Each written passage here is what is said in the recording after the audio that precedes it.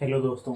चलिए आज हम लोग जानेंगे सर क्रीक के बारे में। तो सर क्रीक के बारे में जब हम लोग देखते हैं तो सबसे पहले तो इसका लोकेशन देखते हैं कि ये है कहाँ पे सर क्रीक।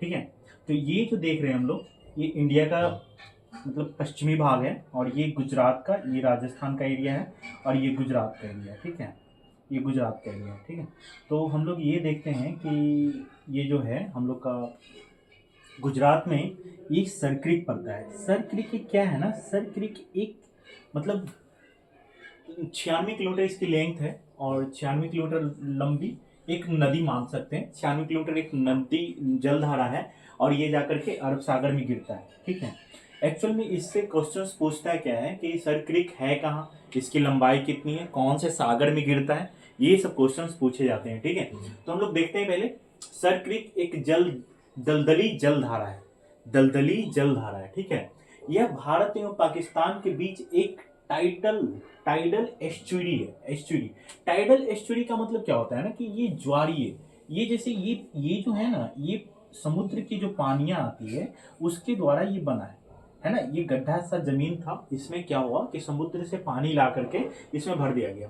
तो ये क्या है, टाइडल एस्चुरी है। ठीक है, ज्वारीय मुहाना जिसको बोलते हैं।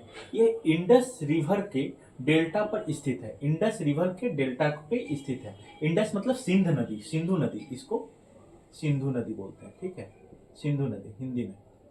सिंधु नदी का जो डेल्टा है उस पे ये बना हुआ है, मतलब सिंधु नदी जो बहती है उस पे ये बना हुआ है डेल्टा। इसे पहले बैन गंगा है ना, बाण गंगा के नाम से जाना जाता था। पुराना नाम इसका क्या है, जो सर क्रिक जो है, सर क्रिक जो लाइन्स है या फिर वो दलदली भाग जो है, उसे हम लोग पहले बैन गंगा से जानते थे, बैन गंगा के नाम से जाना जाता था। जो ब्रिटिश के समय में सर क्रिक के नाम पर इसका नाम रख दिया गया। सर क्रिक उसमें का वहां का अधिकारी हुआ करता था जो इसका देख रेख किया करता था, और इसको एक सीमा के रूप में निर्धारित किया था, इसीलिए उसके नाम पर इसे सर क्रिक रख दिया गया। इसकी लेंथ याद रखेंगे हम लोग, 96 किलोमीटर है। इसकी कुल लंबाई कितनी है, 96 किलोमीटर। किस कौन से महासागर में है, तो अरेबियन सी में। किसमें, अरेबियन सी में।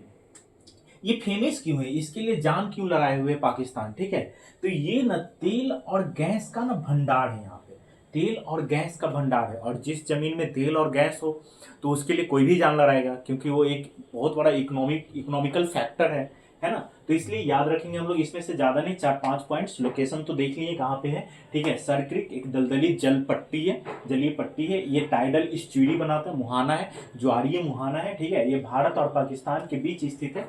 भारत और कहाँ है, पाकिस्तान के बीच स्थित है। ठीक है, सिंधु नदी इंडस रिवर के डेल्टा पर ये स्थित है, ये याद रखेंगे। इसका पुराना नाम बैन गंगा है। क्या है, पुराना नाम बैन गंगा, बैन गंगा से इसे जानते हैं। ठीक है, इसकी टोटल लंबाई कितनी है, 96 किलोमीटर है। ठीक है, अरेबियन ओशन में स्थित है, तेल और गैस के भंडारण के लिए ये जाना जाता है। इसमें एक चीज और याद रखिएगा, थालवेल सिद्धांत। ठीक है, ये थालवेल सिद्धांत के अकॉर्डिंग ही ना ये विवाद चल रहा है। थालवेल सिद्धांत में कहा गया है कि ये जो जलधारा है, ये जो इंडिया का भाग है, ठीक है, इसके उधर साइड का जो एरिया है वो पाकिस्तान का है। लेकिन इसमें क्या करता है, ये जो 96 किलोमीटर की पट्टी जो है उसमें वो बोलता है कि ये वाले जो सेक्शन है इसमें ना पाकिस्तान का भी भाग है इसके अकॉर्डिंग। ठीक है, इससे नापता है तो लेकिन ये थालवेल सिद्धांत याद रखिएगा, पूछेगा कि थालवेल सिद्धांत जो है किससे संबंधित है, तो सर क्रिक रेखा से संबंधित है। सर क्रिक जो जल पट्टी है उससे संबंधित है थालवेल सिद्धांत। नाम याद रखेंगे, थालवेल सिद्धांत। चलिए ठीक है, ऐसे ही छोटे छोटे करेंट्स के हम लोग क्वेश्चन से मिलते रहेंगे। ठीक है, थैंक यू, टेक केयर।